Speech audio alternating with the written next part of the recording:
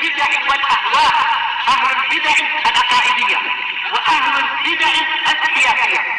أنا أقول بيننا وبينكم السلف، بيننا وبينكم الكتب، كان فيقول البدع بيننا وبينكم.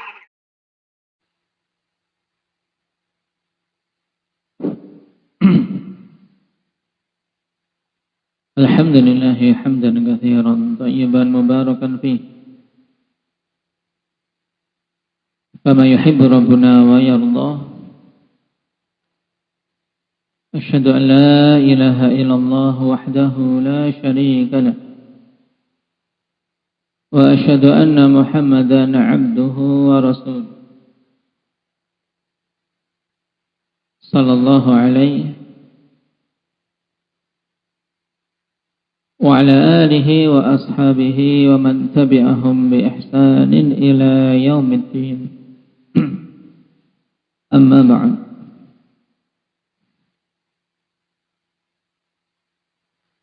Pertemuan yang lalu kita telah selesai dari pembahasan masalah penguburan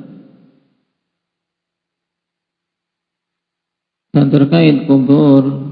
Di sana ada beberapa hal yang dilarang oleh Nabi sallallahu alaihi wasallam, di antaranya yang disebutkan dalam hadis yang dibawakan oleh Imam As-Sa'di pada kitab ini. Kita baca.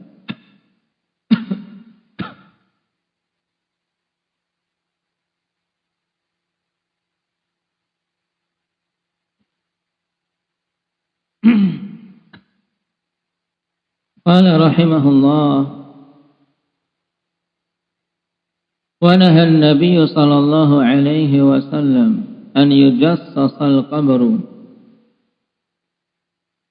wa an yuq'ada alaihi wa an yubna alaihi. Rawahu Muslim. Nabi sallallahu alaihi wasallam melarang kubur itu dari disemen dan dilarang kubur itu diduduki dan dibangun di atasnya suatu bangunan. Ada 3 perkara yang dilarang dalam hadis ini. Yang pertama, tajsisul qabr, menyemen kubur dengan memasang nisan badannya atau dengan membuat kotakan dari sesuatu yang disemen badannya dan yang semisalnya. Perkara kedua, larangan dari duduk di atas kubur. Kemudian larangan ketika membangun sesuatu di atas kubur. Hadis diriwayatkan oleh Imam Muslim dari Jabir. Perhatikan ta'liq. Qala wal hadithu yufidu tahrima tajsisil qabr. Dan hadis ini memberikan faedah tentang haramnya tajsisul qabr. Apa itu tajsisul qabr? Tadi apa maknanya? Abdullah? Menyemen kubur mudahnya. Fadzalika bi an yud'a 'alaihi al-jas wa huwa al-abyadul ma'ruf. Yaitu dengan meletakkan atau diletakkan di atas kubur itu jas semen atau kapur.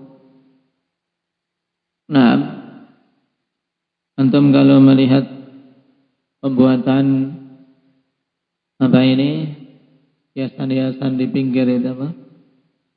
Pakai apa ini bahannya yang biasa? Gipsum. Nah itu. Itu kalau di Arab. Nah, pada rumah-rumah mereka yang orang-orang yang punya, ya hiasannya, nah, relief dari gipsum putih bisa dibentuk, dan mungkin tapi yang digunakan untuk nisan atau pekuburan tentunya yang tahan dengan air. Nah, dan di tempat kita ya semen. Nah, itu pendekatannya. Menyemen kubur, karena kalau mengapur kubur bingung. Maksudnya dibikin bangunan seperti nisan, atau di sayap dibikin kotakan tapi dengan menyemennya.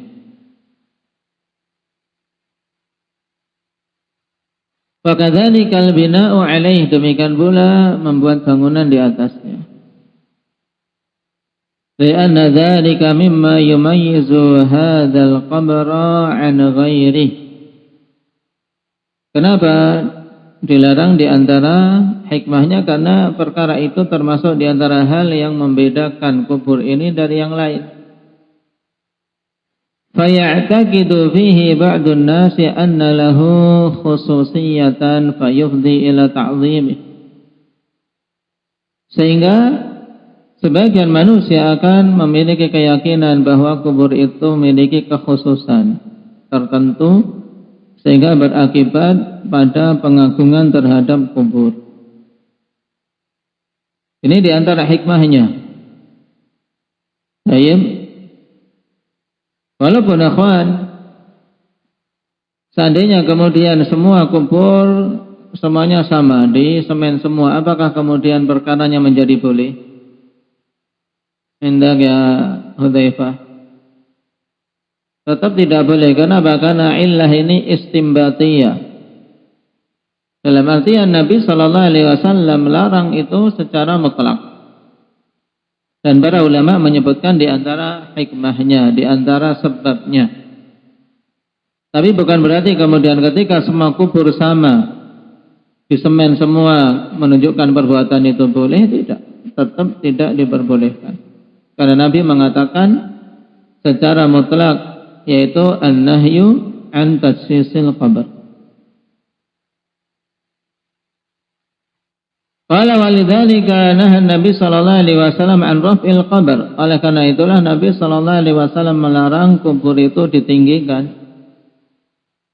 Di antara hikmahnya juga agar jangan menjadi sebab manusia mengagungkannya, karena terbedakan dari kubur-kubur yang lain.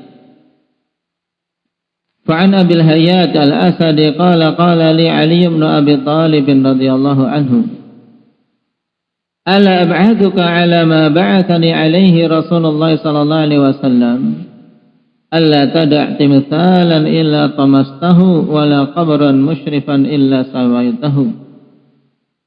Akhrajahu Muslim. Dari Abil Hayyat al-Asadi, beliau mengatakan, Ali bin Abi Thalib mengatakan kepadaku, maukah engkau aku utus di atas perkara yang dulu Nabi SAW mengutusku dengannya, untuk engkau tidak membiarkan satu patung pun kecuali engkau hancurkan. Engkau hilangkan bentuk patungnya dengan menghilangkan kepala. Dalam sebagian lafaz, la tada suratan illa tamastaha. Kau tidak meninggalkan satu gambar pun kecuali engkau hapus. Wala qabran musyrifan illa sawaitahu, dan jangan engkau biarkan satu kubur yang ditinggikan, dibedakan dari kubur yang lain kecuali engkau samakan. Qala wa yufidul hadithu aidan tahrim al-qu'udi 'ala al-qabr, dan hadis tadi juga memberikan faedah diharamkannya duduk-duduk di atas pekuburan. Wa jaa'a fi hadha hadits Abi Hurairah radhiyallahu anhu anna Nabiy sallallahu alaihi wasallam qala la an yajlisa ahadukum ala jamratin fatahriqa thiyabahu fatakhlusa ila jildihi khairul lahu min an yajlisa ala qabrin. Akhrajahu Muslim. Hadis tadi juga memberikan faedah haramnya duduk-duduk di atas kubur. Dan telah datang dalam masalah ini hadis Abi Hurairah yang dikeluarkan oleh Imam Muslim. Sungguh seseorang di antara kalian duduk di atas jamrah. Apa itu jamrah? Bara api. Kemudian bara api tersebut membakar pakaiannya dan masuk sampai ke kulitnya. pakaiannya terbakar, kulitnya ikut terbakar. Dia duduk di atas hal seperti itu lebih bagus daripada dia duduk di atas kubur. Menunjukkan bahwasanya duduk di atas kubur lebih berbahaya, lebih parah akibatnya daripada seorang duduk di atas api yang membakarnya. Wal'iyadzubillah. Menunjukkan bahwasanya perkara tersebut diancam dengan keras. Di sisi yang lain kata mu'alliq, fal qu'udu 'alal qabri fihi ihanatun lil mayyit. Sebab duduk-duduk di atas kubur itu padanya penghinaan terhadap mayit. Wa hurmatul mayyit fi hadza ka hurmatil hayy, dan kehormatan mayit di sini seperti kehormatan orang yang hidup. Tidak boleh kemudian kita hinakan dengan menginjak-injak atau dengan duduk-duduk di atas kuburnya.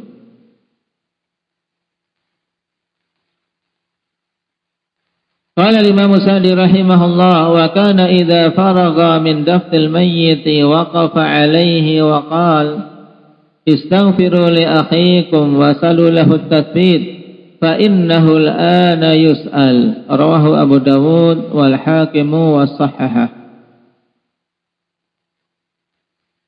Adalah dulu Nabi sallallahu alaihi wasallam apabila telah selesai dari penguburan jenazah maka beliau berdiri atasnya. Beliau berdiri. Nah, kemudian mengatakan, mintakanlah ampunan untuk saudara kalian. Istaghfiru li akhikum. Bagaimana cara menunaikannya? Yang diucapkan apa untuk menunaikan perintah ini, Akmal? Nabi memerintahkan istaghfiru li akhikum. Menunaikannya bagaimana, untuk mengucapkan apa?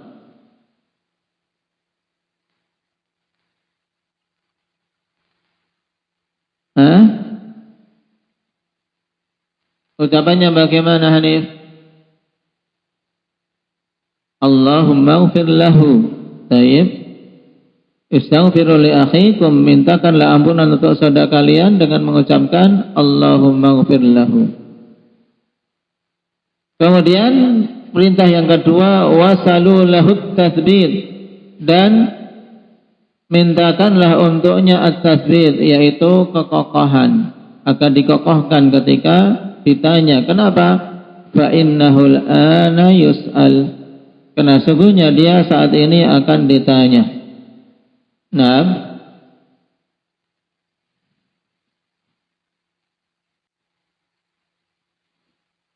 karena sungguhnya dia akan ditanya, yang disebut dengan fitnatul qabr. Ditanya man rabbuk wa ma dinuk wa man nabiyuk. Nah, untuk menunaikan perintah ini bagaimana mengucapkannya? Indak ya Khadir. Memintakan pengokohan, bagaimana caranya?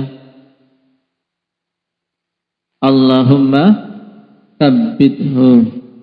Allahumma tsabbithu, ya Allah, kokohkanlah dia.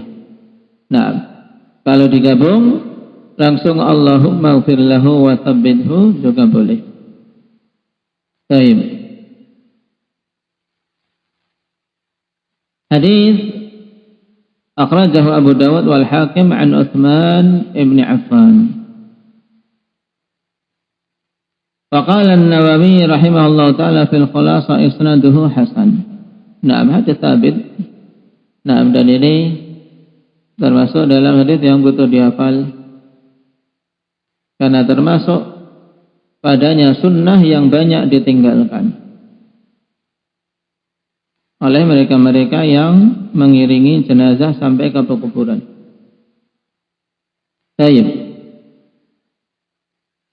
Qala wa yustahabbu ta'ziyatul musabi bil mayyit, dan disunahkan untuk takziah, bertakziah kepada orang yang tertimpa musibah dengan kematian salah satu anggota keluarganya atau orang yang dicintainya.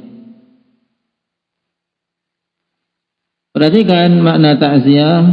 At-ta'ziyatu hiya tasliyatul musab wa hathuhu 'ala sabri. Ta'ziyah itu adalah tasliyatul musab, yaitu memberikan hiburan kepada orang yang tertimpa musibah. Menghibur orang yang tertimpa musibah. Jadi ta'ziyah itu untuk orang yang hidup. Nah, sedangkan tasyi'ul janazah untuk yang mati. Ta'ziyah niatannya untuk menemui yang hidup, memberikan hiburan, memberikan dorongan agar bersabar.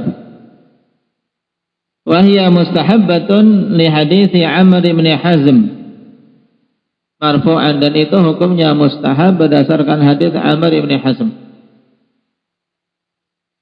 Ma min mu'minin yu'azzi akhahu bi musibatin illa kasahu Allah subhanahu min hulalil karamati yaumal qiyamah. Tidaklah seorang mukmin bertakziah kepada saudaranya dikarenakan suatu musibah yang menimpa, kecuali Allah akan memakaikan untuknya dari hulalul karamah, pakaian kemuliaan pada hari kiamat. Hadits akhrajahu Ibnu Majah wa qala al-Busiri fi az-Zawaid hadza isnadun fihi maqal.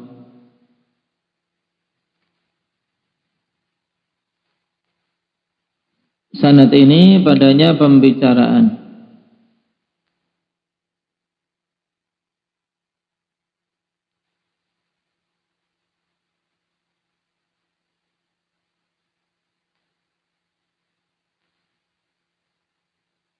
Naam.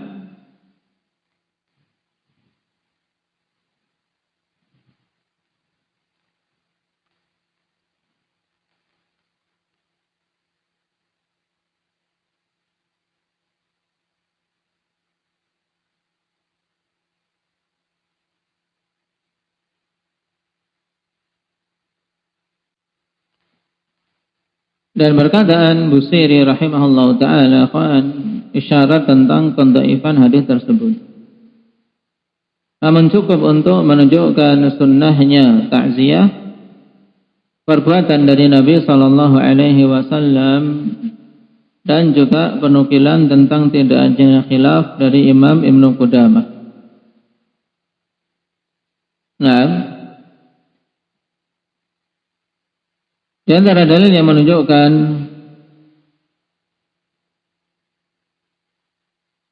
disunahkannya ta'ziyah yaitu hadits Qurrah bin Iyas al-Muzani radhiyallahu anhu. Kana Nabiullah sallallahu alaihi wasallam idza jalasa yajlisu ilaihi nafarun min ashabi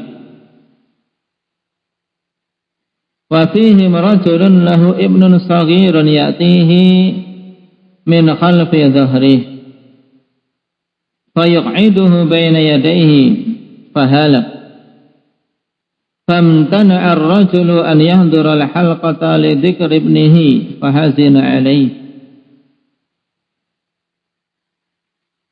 Hadits Qurrah bin Iyas, beliau menceritakan dulu Nabi sallallahu alaihi wasallam apabila duduk, maka sederetan para sahabat akan duduk di sekitar Nabi sallallahu alaihi wasallam, dan di tengah-tengah mereka itu yang biasa hadir ada seorang laki-laki yang memiliki anak kecil, anak laki-laki kecil yang sering digendong di belakangnya. Jadi sahabat ini membawa anaknya digendong di belakangnya ikut hadir di majelis Nabi sallallahu alaihi wasallam. Kemudian setelah itu didudukkan di hadapannya, tidak dibiarkan kemudian berlari ke sana kemari, tapi didudukkan di hadapannya. Kemudian anak tersebut meninggal, maka laki-laki tersebut akhirnya tidak hadir di majelis Nabi sallallahu alaihi wasallam karena masih teringat dengan putranya dan bersedih. Faqadahu Nabi sallallahu alaihi wasallam faqala ma li la ara fulanan. Kemudian Nabi mencari-cari orang itu karena tidak hadir dan mengatakan, kenapa aku tidak melihat si fulan? Qalu ya Rasulullah, bunayyuhu alladhi ra'aitahu halak. Falaqiyahu Nabi sallallahu alaihi wasallam fasa'alahu an bunayyihi fa akhbarahu annahu halak fa'azzahu alaihi. Maka kemudian Nabi bertanya, kenapa aku tidak melihat si fulan? Dan dijawab, ya Rasulullah, putra kecilnya yang kau lihat itu sudah meninggal. Maka Nabi pun kemudian mendatanginya dan bertanya, nah kemudian bertakziah kepadanya, menghibur. Hiburan Nabi SAW pada laki-laki itu, qal ya fulan ayyuma kana ahabbu ilaika anta matta'a bihi umraka aw la ta'ti ghadan ila babin min abwabil jannah illa wajadtahu qad sabaqaka ilaihi yaftahuhu lak. Wahai fulan, mana yang lebih engkau sukai? Di mana engkau bisa bergembira bersama putramu sepanjang umurmu, atau tidak, di mana engkau datang pada suatu hari esok ke pintu dari pintu-pintu surga, tidaklah engkau datang pada pintu-pintu surga tersebut kecuali engkau mendapati putramu telah mendahuluimu membukakan untukmu. Ini di antara keutamaan seorang yang anak kecilnya meninggal dan dia bersabar mengharapkan pahala dari Allah Subhanahu wa taala. Qala ya Nabi Allah, bal yasbiquni ila babil jannah fayaftahuha li lahu ahabbu ilayya. Rasulullah, bahkan dia mendahuliku menuju ke pintu surga kemudian membukakan untukku, lebih aku sukai. Fadzaka laka, maka Nabi mengatakan itu untukmu. Kemudian para sahabat bertanya, apakah itu juga untuk kami semua jika mengalami seperti itu? Nabi mengatakan, bal walikullikum, untuk kalian semua. Hadis dikeluarkan Imam Nasai, sanadnya hasan. Syahidnya ikhwan, Nabi SAW bertakziah, fa'azzahu alaih, menghibur orang yang mengalami musibah dengan kematian kerabat atau saudara atau anaknya atau orang tuanya. Ibnu Qudamah mengatakan, wa yustahabbu ta'ziyatu ahli al-mayyit la na'lamu fi hadzal mas'alati khilafan. Kami tidak mengetahui pada masalah ini ada khilaf. Lalu apa yang diucapkan ketika ta'ziyah? Perhatikan dalam ta'liq di kitab kita. Wa yaqulu fi ta'ziyati ma yahsulu bihi tasliyatul musab. Ketika takziah apa yang diucapkan? Mengucapkan dalam takziah apa saja dari kalimat-kalimat yang dengannya bisa menghibur orang yang tertimpa musibah. Dengan apa Umar mengucapkan apa? Makanya diperhatikan. Mengucapkan apa Hamzah? Ucapan-ucapan yang bisa menghibur. Baik. Dan ucapan ini bukan kemudian lawakan, kemudian membuat lelucon, tidak. Tapi menghibur hatinya untuk dia bisa bersabar dengan pahala, bahwasanya Allah akan memberi ganti dan seterusnya. Dan lebih utama lagi kalau mengucapkan kalimat-kalimat yang datang dari Nabi Sallallahu Alaihi Wasallam. Atau jika orang yang diajak bicara tidak paham bahasa Arab, ya dengan maknanya. Wa minal waridi fi dzalika hadits Usamah bin Zaid qala arsalat ibnatun Nabi sallallahu alaihi wasallam ilaihi anna ibnan li qubidha fa'tiya fa arsala yuqri'us salama wa yaqul inna lillahi ma akhadh walahu ma a'ta wa kullu syai'in 'indahu bi ajalin musamma faltasbir wal tahtasib. Akhrajahul Bukhari wa Muslim. Nah, ini dihafal ikhwan bacaan takziah ini. Ketika putri Nabi Sallallahu Alaihi Wasallam mengirim seseorang untuk memberitahu bahwasanya putranya meninggal, maka Nabi Sallallahu Alaihi Wasallam mengutus seseorang untuk menyampaikan salam kepadanya dan mengucapkan Inna lillahi ma akhadh. Sungguhnya milik Allah Subhanahu wa ta'ala lah apa saja yang dia ambil. Inna lillahi ma akhadh. Allah mengambil apa yang dimilikinya. Walahu ma a'ta, dan milik Allah Subhanahu wa ta'ala juga apa saja yang dia beri. Yang diambil ya milik Allah, yang diberikan milik Allah. Wa kullu syai'in 'indahu bi ajalin musamma, dan segala sesuatu di sisi Allah Subhanahu wa ta'ala ada ajalnya yang telah ditetapkan. Fal tasbir wal tahtasib, maka bersabarlah dan ihtisablah. Naam. Perintah untuk apa? Bersabar dan ihtisab, mengharap pahala dari Allah Subhanahu wa ta'ala.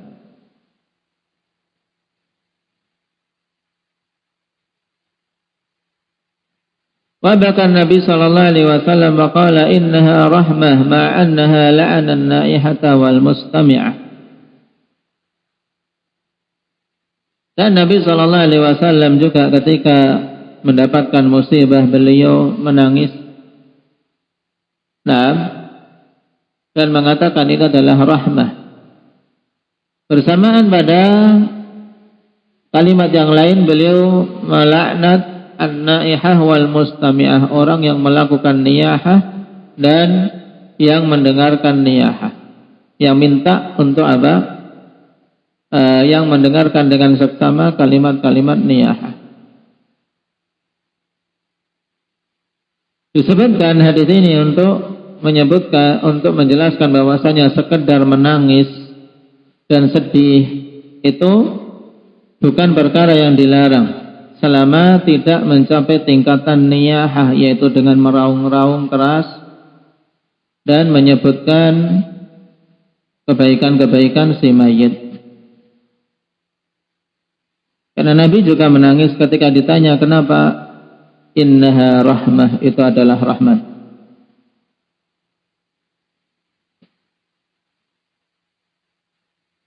Wadzalika fi hadits Anas at-Tawil wa fihi faja'alat 'aina Rasulillah sallallahu alaihi wasallam tadrifan.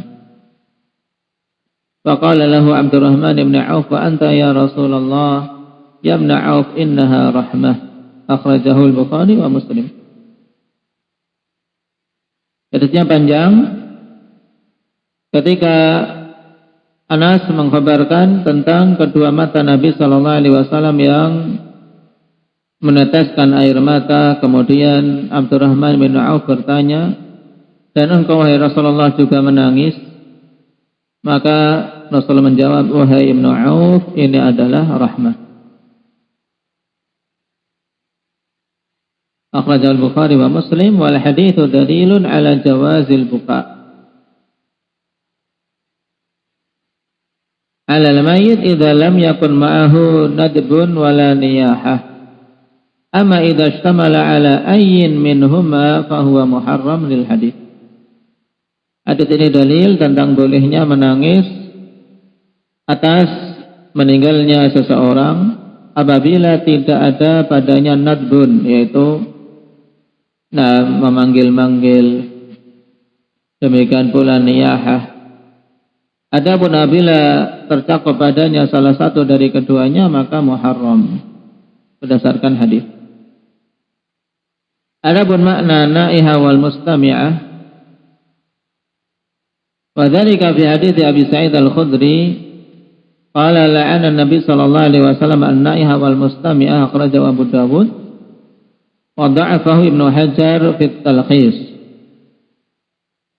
Dan hadis itu akhwan yang dibawakan oleh Imam As-Sa'di rahimahullah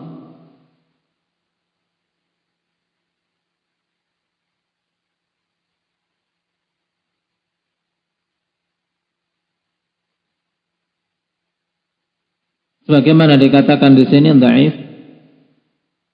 Tapi tentang larangan niyahah banyak dalam hadis-hadis yang lain.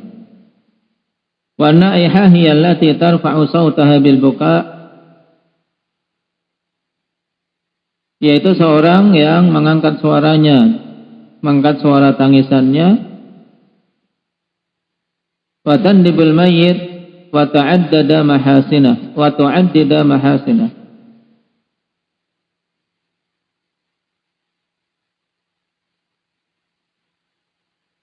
dengan memanggil-manggil mayit, dengan tu'addid, dengan apa? Menyebut-nyebut, menghitung-hitung kebaikannya. Sedangkan mustami'ah yallati taqsudu sama'a dzalika wa yu'jibuha. Tayyib yang sengaja untuk mendengarkan itu dan senang dengan niyahah. Telah kita lewati tentang ancaman bagi niyahah pada pelajaran kitab Tauhid. Diingat-ingat hadisnya, besok kita tanyakan. Baik, hanya kurang jelas suaranya. Barakallahu fiikum. Apa doanya ketika turun hujan? Hendak ya Sakif. Allahumma sayyiban nafi'ah. Minta agar hujannya bermanfaat. Allahumma sayyiban nafi'ah. Subhanakallahumma bihamdik, asyhadu an la ilaha illa anta, astaghfiruka wa atubu ilaik.